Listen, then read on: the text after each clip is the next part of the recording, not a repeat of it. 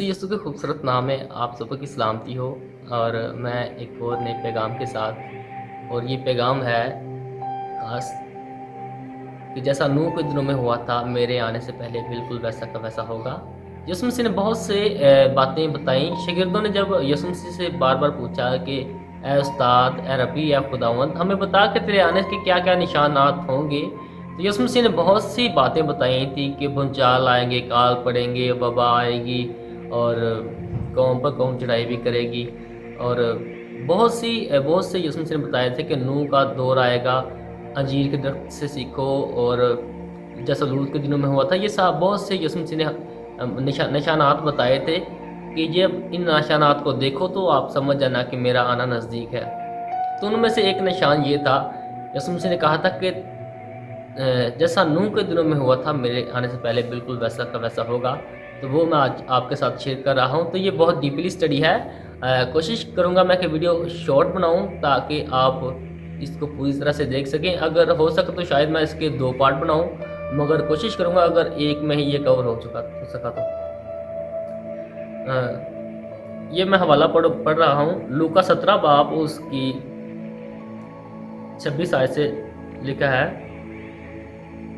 और जैसा नूह के दिनों में हुआ था उसी तरह अपने आदम के दिनों में भी होगा कि लोग खाते पीते थे और उनमें ब्याह शादी होती थी, उस दिन तक जब नूह कश्ती में दाखिल हुआ और तूफान ने आकर सबको हलाक किया।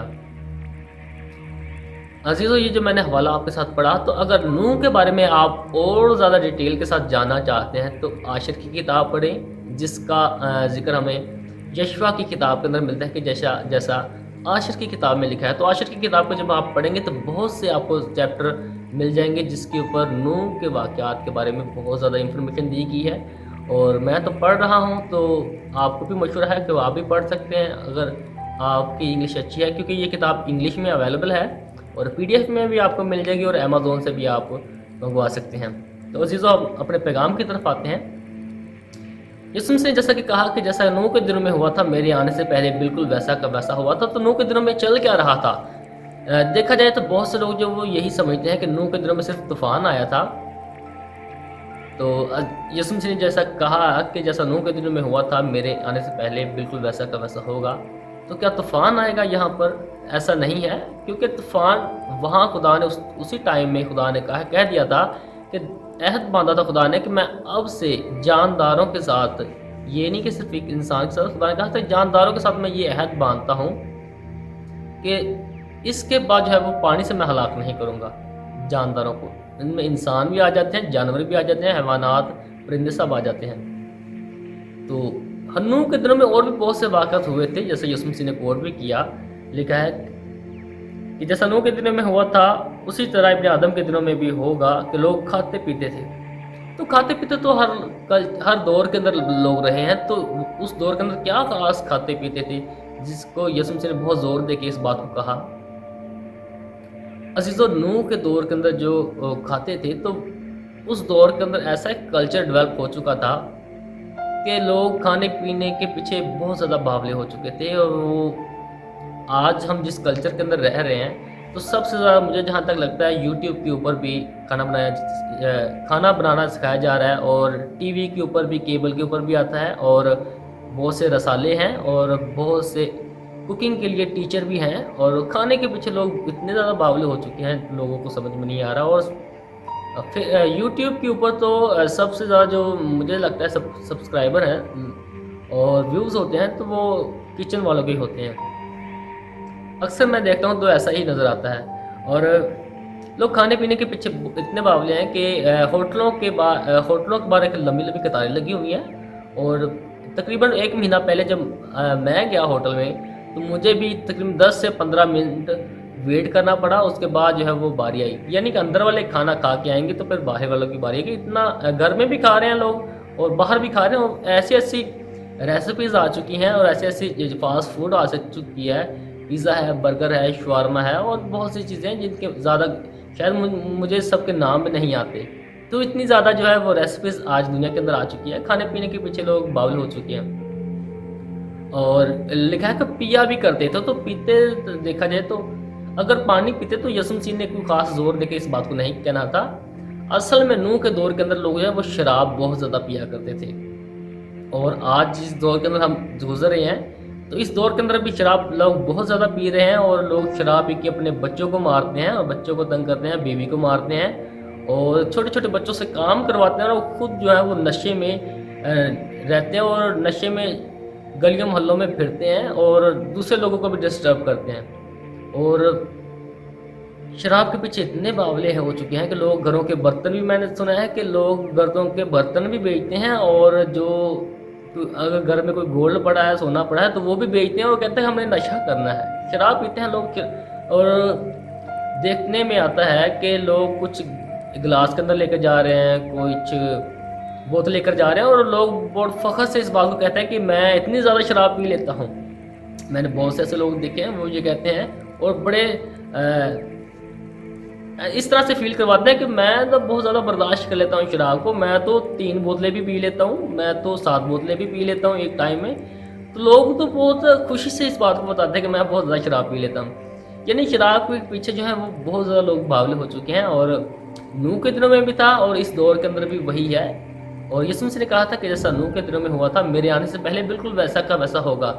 और आज मुझसे अगर कोई पूछता है कि हम किस दौर के अंदर से गुजर रहे हैं, तो मैं यही कहता हूँ कि हम नूह के दिनों के अंदर हम गुजर रहे हैं, हमारा टाइम पीरियड गुजर रहा है। और इस तरह से देखें, पिछले दिनों में जब कोरोना बहुत ज़्यादा फैला हुआ था पूरी दुनिया के अंदर, तो जो WHO की रिपोर्ट है, यानी वर्ल्ड हेल्थ ऑर्गेनाइजेशन वाले की जो रिपोर्ट है, उन्होंने इस बात को बताया कि सबसे ज़्यादा जो मौतें हैं वो कोरोना वायरस की वजह से नहीं हुई, बल्कि शराब पीने की वजह से मौतें हुई हैं। तो इस देखें, इस तरह से लोग इतनी ज़्यादा शराब पीते हैं। और आगे लिखा है, और उनमें ब्याह शादी होती थी। तो ब्याह शादी देखा जाए तो वो तो यूनिवर्सल बॉन्ड है, तो ये तो मुकद्दस अहद है। खुदा ने खुद आदम की और हवा की शादी करवाई। तो कलाम तो हमें ये बताता है कि शादी जो है वो इज़्ज़त की बात समझी जाए सॉरी, मगर यहाँ पर कहा जाता है कि वो उस दौर के अंदर शादी ब्याह होती थी। अजीजों, शादी ब्याह को लेकर कुछ ऐसी गड़बड़ी उस दौर के अंदर आई थी जो इस दौर के अंदर भी आ चुकी है। नूह के अंदर भी ऐसा होता था और इस दौर के अंदर भी ऐसा ही हो रहा है। और नूह के दौर के अंदर ना बाप बेटी की तमीज़ रही थी, और जानवरों की, और जो खुदा ने डिवाइन कवानीन खुदा ने दिए थे तो रात के अंदर खुदा ने कहा था ये ज़रा कुछ नहीं करना। और भी खुदा अपने लोगों के ऊपर ये सारी बातें ज़ाहिर करता था। देखें, खुदा ने जब आदम को बनाया तो खुदा ने जानवरों को बनाया, तो खुदा ने कहा इनमें से कोई भी ऐसा नहीं है जो आदम के लिए हो। तो खुदा ने आदम के लिए कोई बकरी बना सकता था, कोई बिल्ली, कोई और जानवर, कोई कुत्ता या कोई शेर, मगर खुदा ने आदम के लिए एक औरत को बनाया था। तो ये खुदा ने अपना प्लान इंट्रोड्यूस करवाया कि औरत और मर्द होंगे और इसी से नस्ल चलेगी। और यही उनको कहा कि बड़ो फूलो और ज़मीर को मामूर करो। तो देखें, मगर इंसानों ने क्या किया, इंसानों ने बहुत से ऐसे बुरे बुरे काम किए। इसीलिए खुदा ने तुरायात के अंदर ये कवानीन दिए कि आप जानवरों के साथ ऐसी बदफली नहीं कर सकते और ऐसा काम नहीं कर सकते, और ना ही जो है वो मर्द के साथ ऐसा करे, और ना ही एक औरत के साथ, क्योंकि लोग ऐसा करते थे तो खुदा ने कवानीन दिए, और खुदा को पता था ये लोग ऐसा करेंगे, खुदा ने ये सारे कवानीन दिए। तो उस दौर के अंदर भी ये ऐसा हो रहा था। तो इस दौर के अंदर, जिस दौर के अंदर आज हम गुजर रहे हैं, तो बात करें जब हम अमेरिका की, तो अमेरिका के तो बहुत बुरे हाल है। अमेरिका के अंदर देख लें, जब वहाँ ये लॉ पास, इसके बारे में बात हो रही थी, तो लोगों ने प्रोटेस्ट भी किया कि जी ये तो बहुत गलत काम है, ये तो अच्छा नहीं है। तो लिहाजा बहुत से लोगों ने एतराज़ किया, और एतराज़ जब किया तो बहुत से ऐसे लोग थे जिन्होंने कहा कि जी ये ऐसा होना चाहिए कि लड़का लड़के के साथ शादी कर सकता होनी चाहिए, और लड़की भी लड़की के साथ करना चाहे तो वो हो जानी चाहिए, ये हमें इजाज़त मिलनी चाहिए गवर्नमेंट की तरफ से। तो आखिरकार गवर्नमेंट को इतना मजबूर कर दिया लोगों ने कि गवर्नमेंट ने कहा कि जी काउंसलिंग हो जाए, और काउंसलिंग से भी कोई फ़ायदा नहीं हुआ।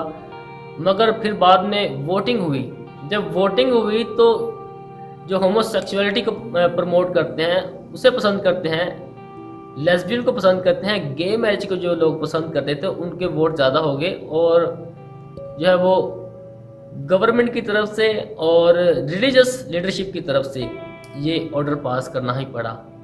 तो जब ये ऑर्डर पास किया गया तो बाहर जो सुप्रीम कोर्ट के बाहर जब लोग खड़े थे तो उन्होंने बड़ी खुशी मनाई। लोग इतने बेशर्म हैं कि ऐसी ऐसी चीज़ों पे भी बहुत ज़्यादा लोगों ने खुशी मनाई कि देखें उस दौर के अंदर अगर ऐसी शादी ब्याह होती थी तो इस दौर के अंदर भी ऐसी ही शादी ब्याह हो रही है। और मैं बताता जाऊँ आपको, सूडान के अंदर एक लड़के ने अपनी पालतू बकरी के साथ शादी की और अपने दोस्तों के पास लेकर गया और कहता है कि मेरी मिसेज से मिले।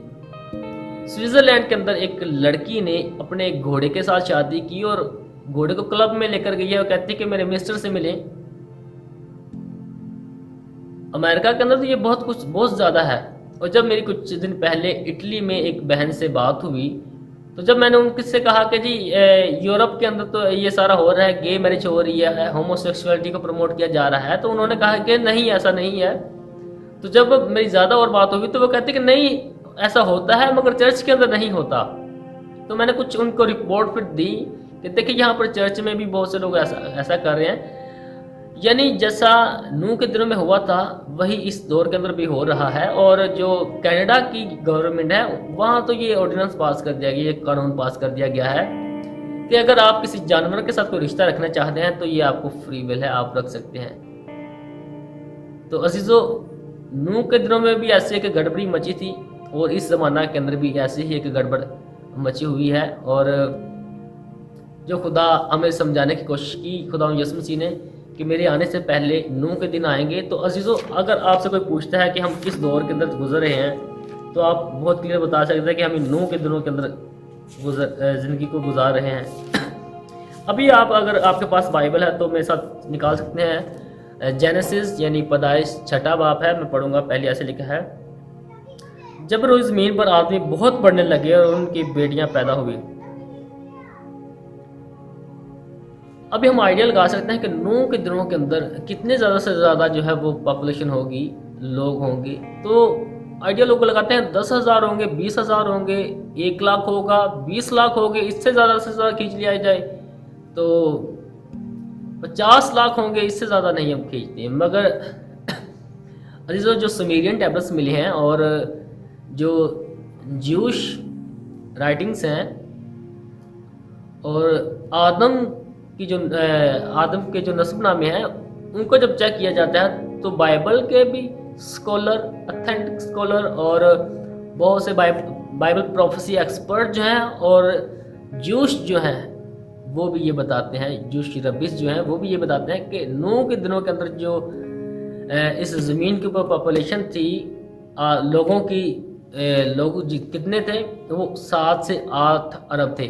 और आज हम जिस दौर के अंदर गुजर रहे हैं हमारी जो पॉपुलेशन है वो 7 अरब से ज़्यादा है और कुछ सालों तक 8 अरब तक पहुंच जाएगी। तो जैसा उस दौर के अंदर था आज हम उसी दौर के अंदर से गुजरे हैं। और लिखा है उनके बेटियां पैदा हुई। तो बेटियां तो आदम की भी तकरीबन आई थिंक 23 बेटियां पैदा हुई थी और 27 बेटे थे और 23 बेटियां थी आई थिंक आदम की। तो ये तो तब भी था, मगर देखें आज हम जिस दौर के अंदर गुजरे हैं, टाइम्स ऑफ इंडिया की अगर आप रिपोर्ट देख लें या किसी भी पाकिस्तानी हॉस्पिटल की आप रिपोर्ट देख लें, आयमा कमेटी की रिपोर्ट देख लें, तो आपको समझ आएगी कि जो आज जिस दौर के अंदर से हम गुजर रहे हैं वो जो सेक्स रेशियो वो गड़बड़ा चुका है और फीमेल जो है उनकी तादाद ज़्यादा हो रही है दिन ब दिन। और अजीज़ों, यहाँ बहुत क्लियर हो रहा है कि जैसे टाइम्स ऑफ इंडिया वाला ने भी रिपोर्ट दी कि आज के दौर के अंदर जो है वो लड़कियों की तादाद जो है बहुत ज़्यादा हो रही है। और दूसरी आयत के अंदर लिखा है, और खुदा के बेटों ने आदमी की बेटियों को देखा कि वो बहुत खूबसूरत हैं और जिनको उन्होंने चुना उनसे ब्याह किया। खुदा के जो बेटे हैं, बहुत से लोग हैं वो अलग अलग इंटरप्रिटेशंस करते हैं कि सेत है या ये दो नस्लें हैं, एक खुदा के बेटे हैं और एक को आदमी के बेटे कहा गया, मगर ऐसा बिल्कुल भी नहीं है।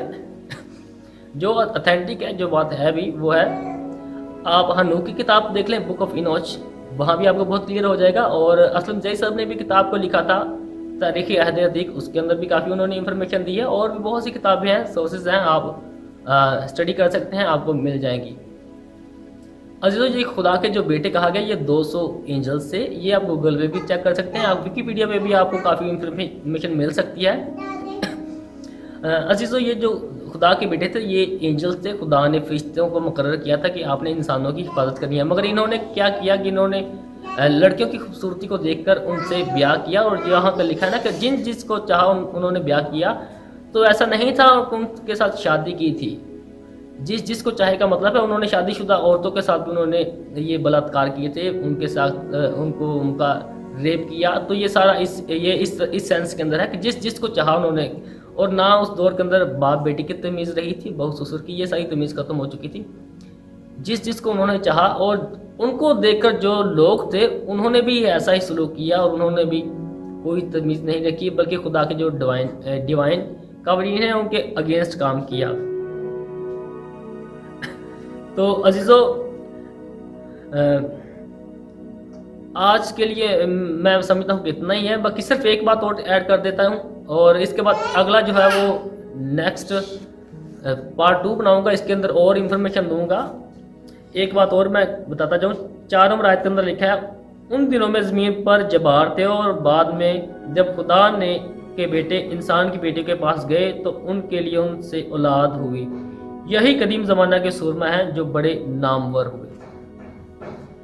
ये जो जबार जिनको कहा गया है, इंग्लिश में इनको जाइंट्स कहा जाता है, और ये उस दौर के अंदर हो चुका था जब एंजल ने, फरिश्तों ने और इंसान का ये जो ऐसा रिलेशन बना, गलत रिलेशन बना, तो उनसे जो बहुत अजीब सी जो है वो औलाद हुई, और वो बड़े बड़े देहो हैकल थे। और ये बाइबल भी बताती है, और जब हम हनूक की किताब पढ़ते हैं तो उसके अंदर भी हमें मिलता है कि 30-30 फीट के और 20-20 फीट के, 22-22 फीट के आदमी, और 5-5 और 6-6 फुट चौड़े आदमी जो है वो पैदा हो चुके थे, जिन्होंने औरतों के साथ बदकारी की थी।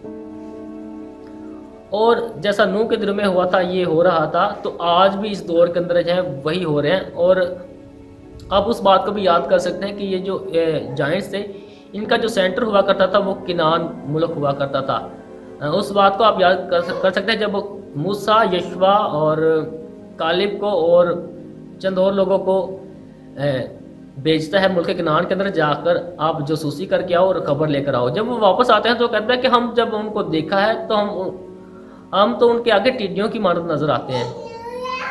यानी किनान मुल्क के अंदर उस दौर के अंदर थे। किनान जो है वो सेंटर हुआ करता था ये जाइंट्स का, जबारों का। तो आज भी जिस दौर के अंदर हम गुजर रहे हैं, तो ऐसी रिपोर्टें इसराइल के अंदर बार बार हमें मिल रही हैं, और बहुत से लोग ऐसी रिपोर्टें इसराइली पुलिस को लिखा रहे हैं कि बड़े बड़े देहकल आदमी जो हैं वो 11-11, 15-15 फीट ऊंचे आदमी हैं, वो हमारे घरों में घुस जाते हैं और अफरा तफरी मचा देते हैं। और पुलिस को भी रिपोर्टें दिखाई जा रही हैं। और इसराइल के अंदर एक रिपोर्टर है, उसने एक किताब को लिखा, रिटर्न जाइंट्स इन इसराइल के अंदर जो जाइंट्स हैं, जबार है, उनकी वापसी। तो अजीज़ों, जिस दौर के अंदर हम गुजर रहे हैं, हम नूह के दिनों के अंदर गुजर रहे हैं, और अभी हमें होश में आ जाने की ज़रूरत है कि हमारा खुदावंद यीशु मसीह जो है वो बहुत जल्द आ रहा है, और प्रोफेसी जो है बाइबल की नबूवतें हैं वो बहुत स्पीड से पूरी हो रही हैं। मैं आपको बताता जाऊँ कि पुराने अहदनामे की जो पेशनी गोई हैं वो 2800 से ज़्यादा जो पेशनी गोई हैं वो पूरी हो चुकी हैं, और नए अहदनामा के भी बहुत सी पेशनी गोइयाँ जो है वो पूरी हो चुकी हैं। जिस दौर के अंदर हम गुजर रहे हैं, पेशनी गोइयों की जो स्पीड है वो दिन ब दिन तेज़ होती जा रही है, जो पूरी हो रही हैं। और पिछले दिनों में मैंने जब एक पास्टर जी से एक बात की नबूवतों के ऊपर, तो आगे से उन्होंने हल्की सी स्माइल दी। तो बहुत से लोग हैं वो एतराज़ करते हैं और बाइबल की जो नबूवत हैं इसके ऊपर डिबेट्स करते हैं, और कहते हैं कि जी बाइबल की नबूवत है वो पूरी नहीं हो रही। तो अजीज़ों, आने वाले दिनों के अंदर मैं बाइबल की नबूवतों के ऊपर बहुत ज़्यादा वीडियो बनाने वाला हूँ। तो इनसे आप वीडियो को आप शेयर भी करें या लाइक भी करें, और जो जो आपको इन्फॉर्मेशन मिल रही है तो आप दूसरे लोगों तक भी इस इन्फॉर्मेशन को पहुँचाएँ, ताकि जो खुदा का कलाम है ये सब के लिए है, और खुदा के कलाम की जो गहरी बातें हैं वो सब तक पहुँचनी चाहिए। आज के लिए इतना ही। SGCM चर्च की तरफ से आप सबों को सलाम, और मेरी तरफ से भी आप सबों को सलाम। God bless you.